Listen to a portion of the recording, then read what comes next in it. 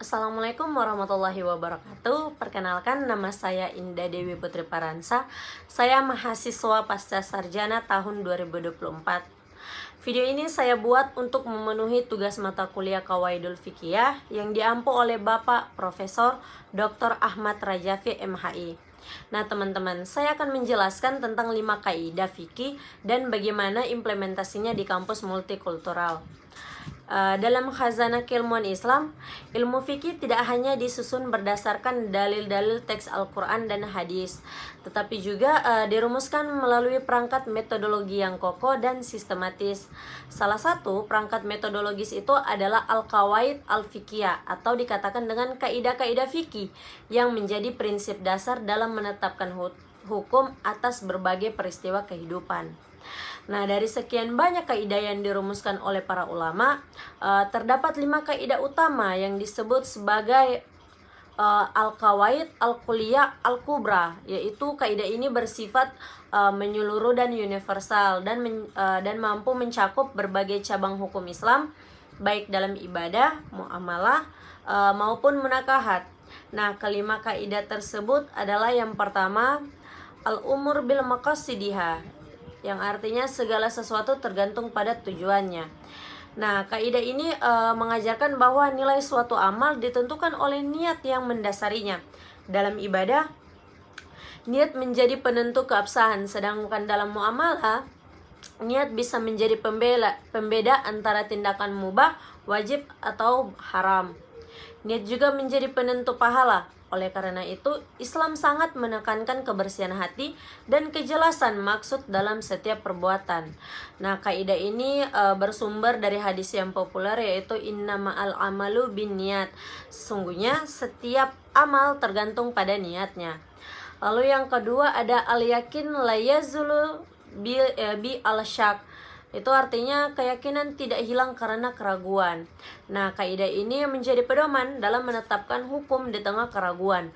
Apa yang telah diyakini secara pasti tidak akan gugur hanya karena muncul keraguan setelahnya. Dalam prakteknya, hal ini menjaga kestabilan hukum dan melindungi seseorang dari was-was atau mempunyai keraguan secara berlebihan. Misalnya dalam ibadah, orang yang telah yakin berwudu tidak perlu mengulanginya hanya karena ragu telah batal. Lalu yang ketiga ada al-masyaqqah tajlib al-tasyir, yaitu kesulitan mendatangkan kemudahan. Islam sebagai agama rahmat memberikan prinsip bahwa kondisi sulit ada keringanan. Kaidah ini menjadi dasar dari banyak rukhsah atau dispensasi hukum seperti qasar salat saat safar, tayamum saat tidak ada air, atau berbuka saat sedang sakit. Tujuannya agar agama tidak menjadi beban, melainkan solusi yang manusiawi dan adaptif terhadap keadaan manusia. Yang keempat ada al-darar yuzal, yaitu bahaya harus dihilangkan. Nah, di kaidah ini ia menekankan bahwa segala bentuk kerugian, bahaya atau mudarat harus dicegah dan dihilangkan. Islam tidak hanya hadir untuk memberi aturan, tetapi juga melindungi jiwa, akal, harta, dan kehormatan manusia. Oleh karena itu, segala kebijakan atau ketentuan yang mendatangkan kerusakan dan koreksi dan dilarang, termasuk dalam masalah sosial, ekonomi, hingga ekologi. Nah, yang ketiga itu ada al-ada muhakkamah, yang mana kebiasaan dapat dijadikan hukum. Islam ini adalah agama yang hidup bersama budaya, bukan yang menafikannya. Selama suatu adat tidak bertentangan dengan syariat, maka ia dapat menjadi dasar hukum dalam kehidupan. Kaidah yang telah menjadi jalan tengah antara keabsolutan teks dan realitas sosial yang dinamis. Oleh sebab itu, praktik mahar, cara berpakaian, atau model transaksi dapat berbeda-beda di berbagai wilayah sesuai dengan adat yang berlaku. Nah, kesimpulannya, 5 kaidah ini bukan hanya menjadi pedoman, tetapi juga representasi dari semangat Islam yang moderat, adil, dan solutif. Ia menunjukkan bahwa syariat Islam tidak kaku dan sempit, melainkan fleksibel, rasional, dan bertujuan mewujudkan kemaslahatan umat. Dalam dunia yang terus berubah, pemahaman terhadap kaidah-kaidah ini menjadi kunci agar Islam tetap relevan, aplikatif, dan menjadi cahaya bagi seluruh umat. Lalu masuk tugas yang kedua, yaitu bagaimana sih implementasi salah satu kaidah ini, kaidah fikih di kampus IAIN Manado sebagai kampus multikultural. Nah, saya mengambil kaidah fikih al-ada muhakkama, yaitu kebiasaan dapat dijadikan hukum yang menjadi salah satu prinsip penting dalam mengakomodasi keberagaman sosial dan budaya dalam Islam. Dalam konteks IAIN Manado, sebuah perguruan tinggi Islam negeri yang berada di wilayah Sulawesi Utara dan dikenal sebagai kampus multikultural.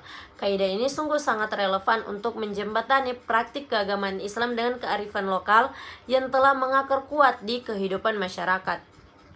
Sebagai kampus yang mahasiswanya berasal dari berbagai latar belakang, baik dari kalangan muslim dengan berbagai mazhab, maupun ada mahasiswa yang non muslim dari latar belakang Kristen, Katolik, Hindu, dan lain-lain. Nah, kampus IAIN Manado ini menjadi tempat yang ideal untuk mempraktikkan toleransi berbasis hukum Islam. Melalui kaidah al-ada muhakkama ini, praktik-praktik budaya lokal seperti sapaan adat, pakaian daerah saat acara resmi, pemberian penghargaan dengan simbol-simbol lokal, hingga cara bersilaturahmi antar suku dan agama dapat diakomodasi dalam kehidupan kampus. Semua ini selama tidak bertentangan dengan prinsip dasar syariat, tidak hanya dibolehkan tetapi juga dihargai sebagai bagian dari maqasid al-syariah, menjaga martabat manusia dan menjaga keberagaman budaya. Contoh konkretnya yaitu saat pelaksanaan KKN atau praktik dakwah di daerah mayoritasnya non-muslim. Nah, mahasiswa muslim diarahkan untuk menyesuaikan pendekatan komunikasi dakwanya dengan adat masyarakat setempat. Tidak ada pemaksaan simbol keislaman yang eksklusif, namun justru ditekankan nilai-nilai etik Islam yang universal seperti kejujuran, kesantunan, dan kepedulian. Kaidah ini juga mengajarkan bahwa syariat Islam tidak menutupi diri dari tradisi lokal, bahkan mengafirmasinya selama tidak mengandung unsur syirik, haram, atau zalim. Nah, IAIN Manado dengan semangat Islam Nusantara dan Islam moderat menunjukkan bahwa Islam dapat hidup berdampingan secara damai dan produktif dengan budaya yang berbeda. Dengan demikian, maka bisa dapat disimpulkan implementasi kaidah al-ada muhakkama di IAIN Manado tidak hanya memperkuat toleransi, tetapi juga memperlihatkan fleksibilitas fikih yang mampu menyesuaikan diri dengan kebutuhan zaman dan realitas sosial. Hal ini menjadi cerminan wasatiyah Islam yang sesungguhnya, tidak kaku dalam formalitas namun teguh dalam prinsip. Mungkin hanya itu yang bisa saya sampaikan, kurang dan lebihnya saya mohon maaf. Wabillahi taufiq wal hidayah. Wassalamualaikum warahmatullahi wabarakatuh. See you guys. Thank you.